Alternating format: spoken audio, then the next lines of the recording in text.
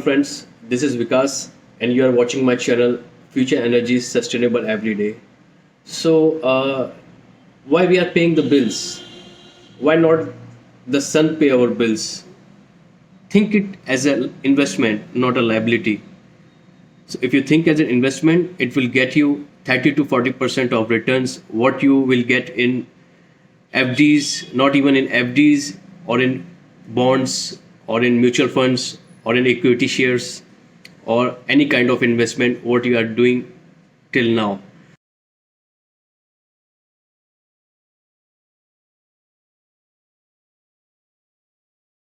Friends I hope कि जो मैंने वीडियो पहले बनाया है टेक्निकल वीडियो सोलार को लेके पैनल्स कैसे काम करते हैं, इन्वर्टर्स कैसे काम करते हैं, कैसे हमारा सिस्टम काम करता है, ऑन ग्रिड क्या होता है, ऑफ ग्रिड क्या होता है, सोलार हीटर्स कैसे काम करते हैं, कैसे हम अपने इलेक्ट्रिसिटी बिल को कम कर सकते हैं, और भी ऐसी बहुत सी बातें हैं जो मैंने अपने पिछले वीडियोस में बताई, renewable and non renewable resources कि हमारा फ्यूचर किस चीज़ पे डिपेंड करता है, कैसे हम अपने कार्बन फुटप्रिंट्स कम कर सकते हैं। तो ये सारी चीज़ों को एक तरफ रखते हुए ये वीडियो मैंने इसलिए बनाया है कि बहुत से लोगों के क्वेश्चंस आते हैं कि भैया आप टेक्निकल नॉलेज तो इम्पार्ट कर रहे हो, दे रहे हो हम लोगों को कि भाई कैसे काम करते हैं, ये चीज़ काम करते हैं, सोलर पैनल जो हम लगाएंगे उनकी कॉस्टिंग क्या होगी। तो कॉस्टिंग को लेके बहुत ही ज़्यादा बज़ है हमारे सिटी में कि इसकी कॉस्टिंग क्या होगी, इसमें सब्सिडी है कि नहीं है, और भी बहुत सारी चीज़ें हैं जो कि लोगों के मन में डाउट है, इतना पैसा हम कैसे लगाएं, इसमें आप फाइनेंस देते हैं नहीं देते हैं। तो ये वीडियो स्पेशली इस वीकेंड में मैं आपके लेके आया हूँ जिसमें मैं आपको सोलर पैनल लगाने की ऑन ग्रिड की कॉस्टिंग डिस्क्लोज करूँगा। तो चलिए मैं आपको कॉस्टिंग पे ले चलता हूँ कि हम इसकी कॉस्टिंग वगैरह कैसे करते हैं। हम शुरू करते हैं 5 किलोवाट के सिस्टम से जो कि मैक्सिमम रिक्वायरमेंट होती है। तो एक 5 किलोवाट का सिस्टम जो हमारा सोलर पैनल का लगता है, ऑन ग्रिड सिस्टम की अगर मैं बात करूं तो ऑन ग्रिड सिस्टम का जो 5 किलोवाट का सिस्टम पड़ता है उसकी कॉस्टिंग पर किलोवाट के हिसाब से मैं आपको दूंगा। जो पर किलोवाट की कॉस्टिंग होती है वो आपकी रहेगी 45 से 48,000 तक, 45,000 टू 48,000 पर किलोवाट। तो उस हिसाब से अगर आप 5 किलोवाट के सिस्टम की कॉस्टिंग निकालें तो करीब 2.25 लाख में आपको पड़ेगी। इसमें हम पैनल्स देंगे, 5 किलोवाट के पैनल्स रहेंगे, उसके जीआई स्ट्रक्चर रहेंगे। अगर आप एमएस स्ट्रक्चर में जाएंगे तो कॉस्टिंग थोड़ी कम हो जाती है क्योंकि वो थोड़ा से कमज़ोर स्ट्रक्चर रहते हैं और थोड़ा सा उसमें मेंटेनेंस ज़्यादा लगता है, इस कारण से उसकी थोड़ा कॉस्टिंग कम रहती है। बट जो मैं करता हूँ वो जीआई स्ट्रक्चर में करता हूँ और उसके साथ फिर हम आपको पैनल्स देंगे, GI structure and then solar inverters. BOS होता है बैलेंस ऑफ सप्लाई।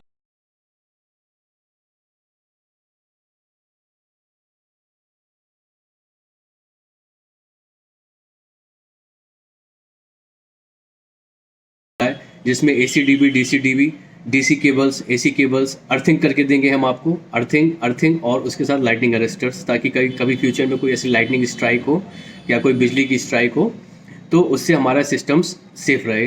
तो ये टोटल कॉस्ट अपनी 45,000 टू 48,000 5 किलोवाट के सिस्टम्स की होगी।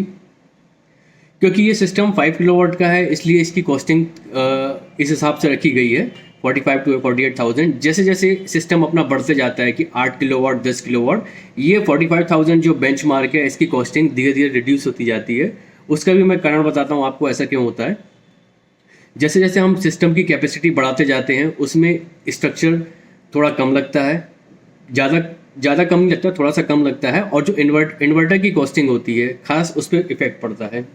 जब हम 5 की जगह 10 किलोवाट का सिस्टम लगाते हैं जो हमारा सैंक्शन लोड है अपने घर के लिए,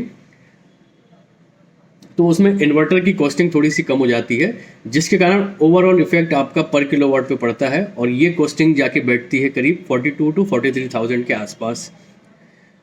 ये 10 किलोवाट तक के सिस्टम की बात कर रहा हूँ कि 10 किलोवाट या 15 किलोवाट या जैसे जैसे हम सिस्टम बढ़ाते जाएंगे वैसे वैसे हमारी कॉस्टिंग 42,000 से थोड़ी कम होती जाएगी। अप्रॉक्स इसका जो रेंज हो जाती है वो फिर 39,000 टू 42,000 बैठती है और 10 किलोवाट के सिस्टम्स की कॉस्ट 41,000 टू 42,000 के आसपास हम पूरा लगा के देते हैं विथ A1 क्वालिटी। और हम आपके सॉल्यूशंस जो भी आप चाहते हैं उसको कस्टमाइज़ भी करते हैं कि कितनी हाइट पे आपके पैनल्स लगने हैं और जनरली हम जो हाइट्स देते हैं वो जो बेसिक हाइट है 6 फीट की देते हैं, जो उसके लेग्स लगते हैं जिस पे हम पैनल्स माउंट करते हैं। इसमें मैं अपने दर्शकों को एक और चीज़ बताना चाहता हूँ जो कि एमपीवी से रिलेटेड है। एमपीवी की जो अपने यहाँ पे अपने एरिया में जहाँ से अपन ने लोड लिया है अपने घर का जो सैंक्शन लोड है, वो आता है ट्रांसफार्मर से स्टेप डाउन होके, जो कि 11 केवीज लाइन है, जो कि जनरेशन लाइन से लॉन्ग डिस्टेंस पे चलती हैं। उसके बाद अपना जो डिस्ट्रीब्यूशन ट्रांसफार्मर्स रहते हैं वो स्टेप डाउन करते हैं 11 केवी टू 440 केवी, और वो हम 440 केवी अपने घर में लेते हैं फॉर आवर डेली नीड्स, उसे यूटिलाइजेशन के लिए। तो अगर आपके ट्रांसफार्मर की कैपेसिटी 100 केवीए है, 100 केवीए है, तो उसमें जो एमपीवी और जो डिस्कॉम कंपनीज़ हैं, अगर मैं एमपी की बात करूं तो उस पर सोलार लगाने की परमिशन एमपीवी एक पर्टिकुलर लिमिट तक देती है। मतलब कि अगर 100 केवीए का सिस्टम है तो उस पर अपन 30 किलोवाट, जी हाँ 30 किलोवाट तक ही सिर्फ सोलार सिस्टम लगा सकते हैं। यानी कि अगर ऑलरेडी किसी ने 15 से 20 किलोवाट लिया हुआ है उस ट्रांसफार्मर से टैप करके अपने कनेक्शन घर में, और उसके घर में रिन्यूएबल एनर्जी ऑलरेडी लगी हुई है सोलार की, तो हमारे पास जो रिमेनिंग कैपेसिटी है वो सिर्फ 10 किलोवाट की बच जाती है, जिसके हम सोलार सिस्टम्स अपने घर पे लगा सकते हैं। तो ये एक तरह से गवर्नमेंट अपने को मोनोपोली मेंटेन करने के लिए अपने आप को एक सिक्योर वे में जा रही है कि अगर सभी लोग 100 कैपेसिटी पे सोलार पे चले जाएंगे तो उनके ट्रांसफार्मर और जो जनरेशन की जो कॉस्टिंग है, जो फिक्स चार्जेस और जो वेरिएबल चार्जेस आते हैं उनके इलेक्ट्रिसिटी जनरेशन में, वो उनको नुकसान होगा। इसलिए ये रूल एमपीवी और अपनी जो एमएनआरई है, जो ministry of non renewable energy है दिल्ली की, उनने ये रूल हर स्टेट के लिए लाया है कि ट्रांसफार्मर कैपेसिटी के 30% ही लोग रिन्यूएबल एनर्जी पे जा सकते हैं, यानी कि वो अपने रूफटॉप सॉल्यूशंस में सोलार लगा सकते हैं।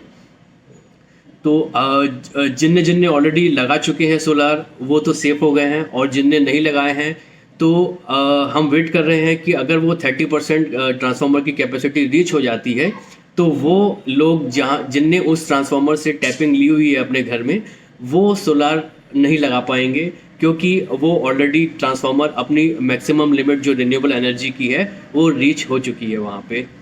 तो ये भी एक तरह का एक कैच है इसमें कि अगर हम जाना चाहते हैं सोलार में तो एक